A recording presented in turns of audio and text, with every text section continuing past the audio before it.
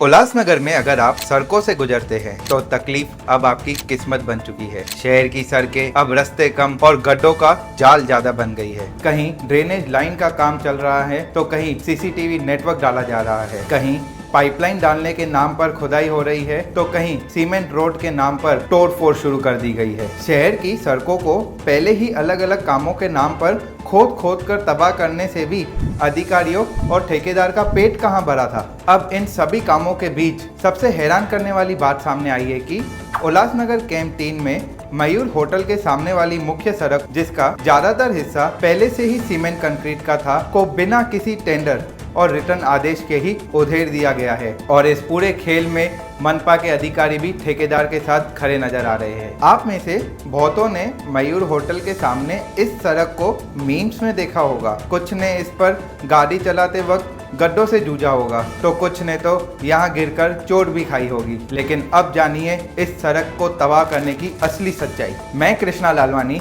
और आप देख रहे हैं धनुषधारी।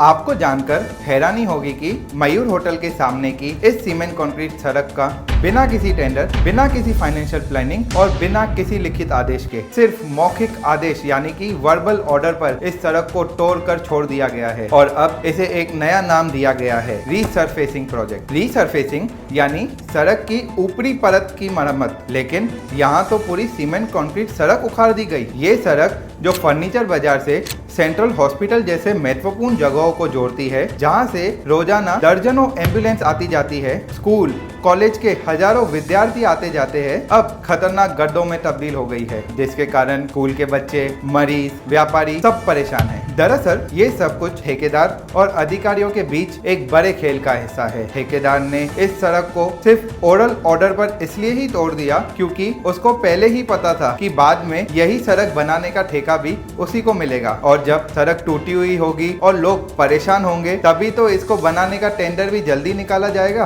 बस यही कारण था कि सड़क को तोड़ दिया गया। और अब जब सवाल उठाए जा रहे हैं तो वही ठेकेदार कह रहा है कि मेरे पास ये सड़क बनाने का ठेका ही नहीं है। जानकारों का मानना है कि बिना टेंडर के सड़क को यूं तोड़ने पर यूएमसी के पीडब्ल्यूडी डिपार्टमेंट के अधिकारियों के साथ साथ ठेकेदारों के खिलाफ पुलिस में public nuisance, threat to human life और साथ ही साथ क्रिमिनल कॉन्स्पिरेसी जैसे अपराध दर्ज किए जाने चाहिए। सवाल तो यह भी उठ रहा है कि शहर में इतने बड़े घोटाले के बावजूद आखिर मनपा आयुक्त चुप क्यों हैं? जो आयुक्त शुरुआती दौर में शहर को सुधारने के लिए सख्ती से निर्णय ले रही थी, वो इन सभी घोटालों से क्यों दूरी बनाए हुए बैठी है। अब देखना है कि क्या वो लोगों की जान से खिलवाड़ करने वाले अधिकारियों को सस्पेंड और ठेकेदारों को ब्लैकलिस्ट करेगी, या फिर वही सिलसिला चलता रहेगा जैसे कि अब तक चलता आया है। यह वीडियो बनाते समय जानकारी मिल रही है कि विधायक कुमार एलानी ने मयूर होटल के सामने की इस सड़क के विषय में मनपा अधिकारियों की कुछ दिन पहले जमकर क्लास ली थी, जिसके बाद इस सड़क को